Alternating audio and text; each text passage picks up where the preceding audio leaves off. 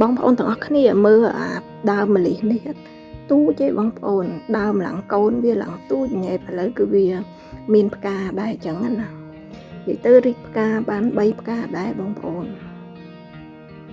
ស្អាតណាស់បងប្អូននិយាយទៅបានផ្កា3ផ្កាដែរអញ្ចឹងរីកបាន3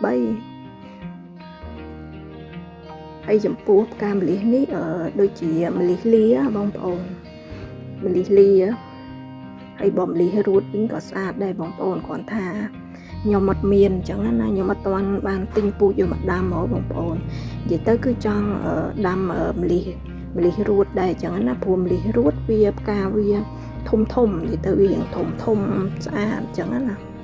ហើយចំពោះម្លិះរួតហ្នឹងក៏វាក្អូបដែរបងប្អូនក្អូប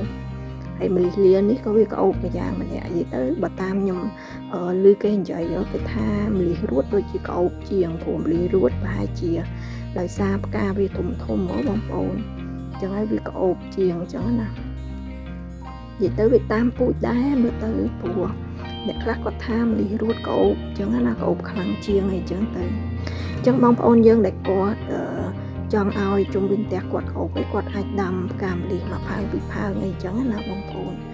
ដាំនៅក្នុងផ្ទះទៅនិយាយទៅគឺល្អម្យ៉ាងដែរអញ្ចឹងណានិយាយទៅវាជួយឲ្យក្អូបអញ្ចឹងណាក្អូបនៅពេលព្រលឹមអីចឹងឲ្យទៅថាផ្កាវាចាប់ផ្ដើមរីកកពុំអីនិយាយទៅដឹងតែក្អូបហ្មងនិយាយទៅគឺល្អម្យ៉ាងដែរអញ្ចឹងណាបងប្អូនអរគុណបងប្អូនដែលបានតាមដានវីដេអូរបស់ខ្ញុំណាបងប្អូន